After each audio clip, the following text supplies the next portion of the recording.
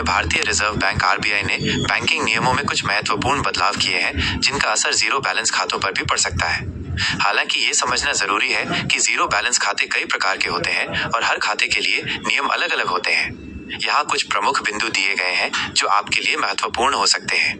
जनधन खाते और basic savings bank deposit accounts (BSBDA) प्रधानमंत्री जनधन योजना (PMJDY) के तहत खोले गए खाते और basic savings bank deposit accounts (BSBDA) में न्यूनतम शेष राशि मिनिमम बैलेंस रखने की कोई आवश्यकता नहीं होती है।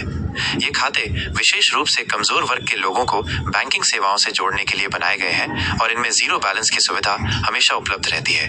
इन खातों पर किसी भी प्रकार का जुर्माना पेनल्टी नहीं लगाया जाता है।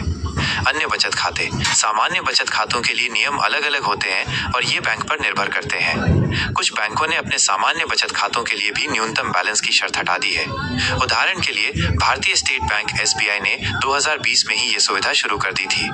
कुछ अन्य बैंकों ने भी 2025 में ऐसे नियम लागू किए हैं जिससे उनके ग्राहकों को न्यूनतम बैलेंस बनाए रखने की जरूरत नहीं होगी। हालांकि कुछ निजी बैंक अभी भी अपने सामान्य बचत खातों पर न्यूनतम बैलेंस बनाए रखने की शर्त रखते हैं और इसका पालन न करने पर जुर्माना वसूलते हैं। नियमों में बदलाव। आरबीआई ने हाल ही में कुछ नए नियम भी जारी किए हैं, जैसे कि बच्चों को 10 वर्ष से अधिक आयु में स्वतंत्र रूप से बैंक खाता खोलने और संचालित करने की अनुमति देना। इसके अलावा निष्क्रिय इनएक्टिव खातों को लेकर भी कुछ नियम आए हैं। यदि किसी खाते में 12 महीनों से अधिक समय तक कोई लेन देन नहीं होता है तो उसे निष्क्रिय माना जा सकता है और उसे फिर से सक्रिय एक्टिव कराने की आवश्यकता हो सकती है। संक्षेप में यह सच है कि कुछ विशेष प्रकार के खाते जैसे जनधन और BSBDA और कुछ बैंकों के सामान्य बचत खाते जीरो बैलेंस पर भी चलते रहेंगे।